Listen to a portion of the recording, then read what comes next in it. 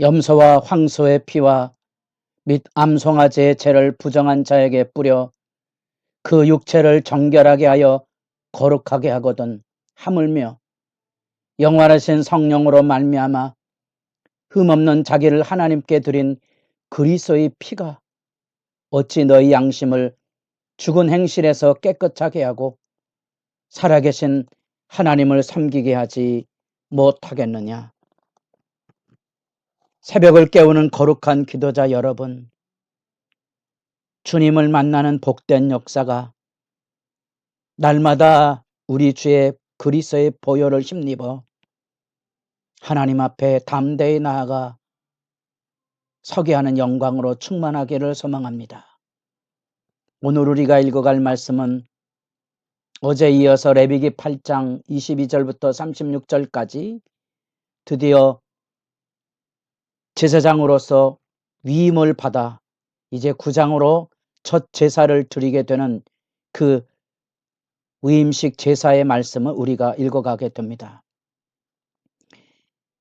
이 장엄한 하나님 앞에서의 성별 구별대에서는 이 모세와 아론의 이 위임식의 장면은 단순히 과거의 전례가 아니고 이제 우리가 그리스도로 말미암아 그리스도의 완전한 속죄로 말미암아 하나님 앞에 구원받은 백성이 되고 왕같은 제사장이 되어 우리 모두에게 그리스도로 인하여 모든 속죄와 제사장 직분의 영광이 우리에게 열려져 우리가 세상을 살아가며 특별히 교회로 우리가 부름을 받았다면 배나도 교회 직임 가운데 안에서 우리 모두가 하나님 앞에 두렵고 떨림으로 주를 섬기는 장엄한 출발, 믿음의 역사를 우리가 살펴보게 됩니다.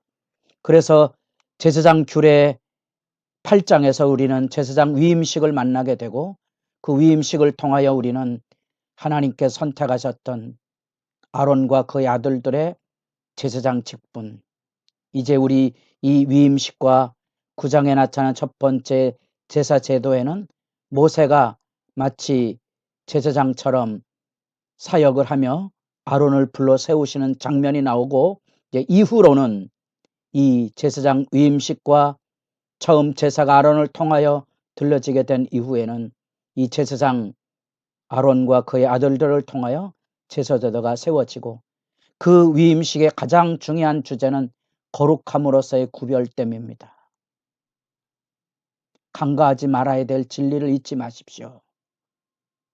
하나님의 백성으로 하나님을 만나려면 거룩함이 전제되어야 된다는 사실.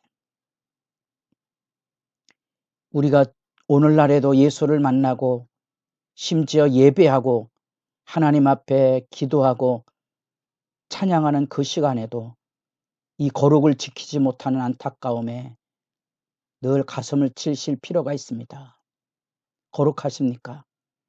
하나님을 만날 준비가 되어 있습니까? 누구나 예배하는 게 아닙니다. 누구나 기도하는 게 아닙니다. 하나님의 이 피 흘리심의 은혜의 공로를 가진 사람만이 하나님께 예배할 수 있고 하나님의 사역에 참여할 수 있다는 사실입니다.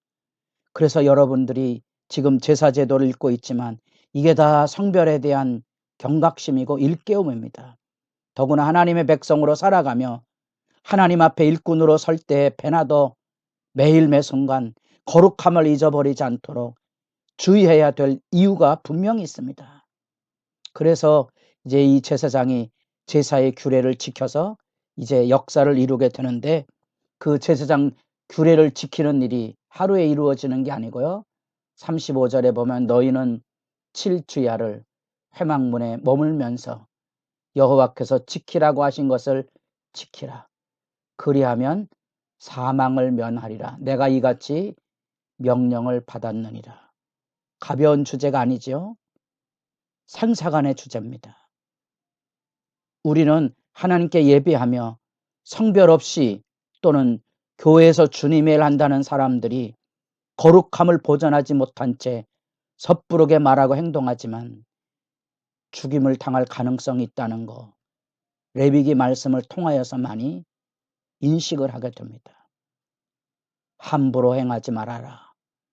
그게 두렵고 떨림으로 전제되어야 되는 것이 위임식 행사의 중요한 개념입니다. 그래서 위임식 제사는 제일 먼저 이 속죄제, 번제가 이어지게 되는 것을 보게 됩니다. 왜 속죄제가 중요한지 제삼 기억하겠습니까? 그리고 그 앞에 피를 뿌리는 속죄의 개념, 제단을 성별하게 하는 그 피를 뿌리는 것 외에도 더하여서 이제 제사장 몸에 그리고 의복에 실제로 피를 바르는 거죠. 성별에 대한 재강조점입니다.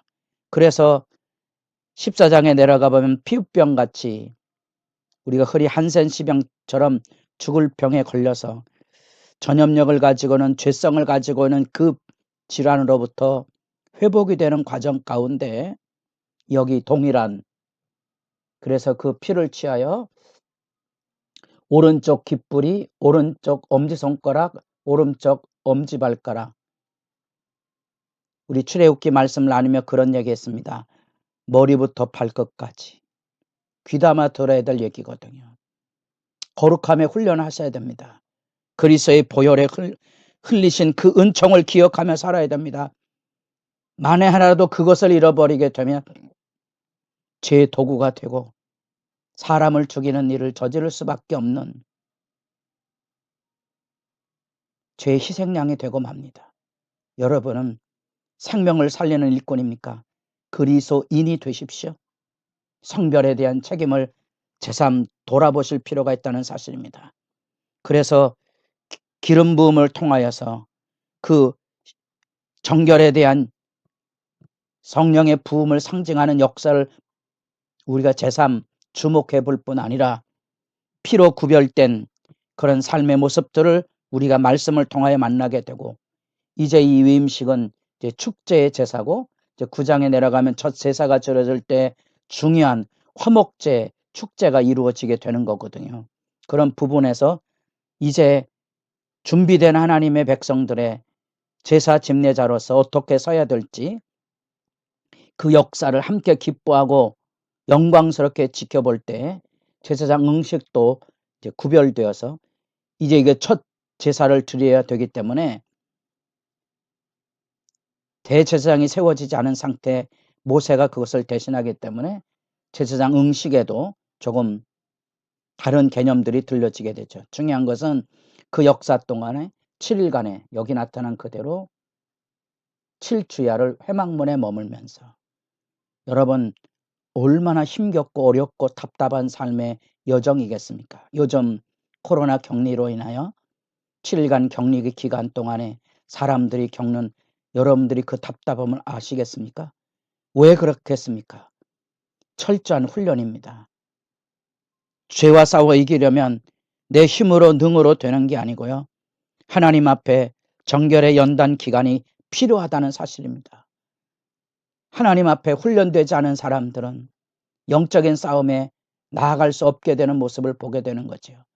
그런 점에서 우리가 제사장 위임식을 출애굽기 말씀에서 살펴보았는데, 배나도 거룩과 성별의 측면을 확인하는 것과 이 7일간의 훈련을 통해서 우리는 사느냐 죽느냐의 생명의 결단을 가지고 서는 삶의 훈련이, 연단의 기간이 필요하다는 것입니다. 우리는 이 이야기를 그냥 가볍게 여깁니다만, 이제 제사장 규례에 대한 말씀 8장, 위임식 9장, 첫 번째 제사 10장, 첫 번째 사망이 나온다는 거죠. 하나님의 어미의 두려움이 실제 이야기입니다. 지금 우리는 하나님께서 오래 참고 계시기 때문에 하나님의 말씀을 경홀히 여기거나 하나님의 심판이 지체되고 유예된 것처럼 보여지지만, 하나님의 말씀은 지금 하나님의 심판 앞에 우리를 서게 합니다. 그래서 늘 경건한 두려움을 지키게 하고, 그래서 늘 우리는 그리스도인으로서 참회와 죄 용서를 통하여 새 사람이 되고 사람을 사랑으로 안아줌으로써 회개와 속죄의 교제를 나누게 하는 교회와 성도로 부름받았다는 사실을 상기하게 됩니다. 레위기 말씀은 그런 점에서 예배에 대한 얘기고 교회에 대한 메시지가 그곳에 담겨져 있습니다. 특별히 그리스도께서 흘리신 피로서만이 우리가 단번에 영원히 하나님 앞에 속죄의 길이 열려졌죠. 레위기에 나타난 이런 속죄제는 반복돼서 계속해서 드려져야 됩니다. 제사장 자신도 백성들을 위하여서 반복해서 드려져야 되는 것이죠.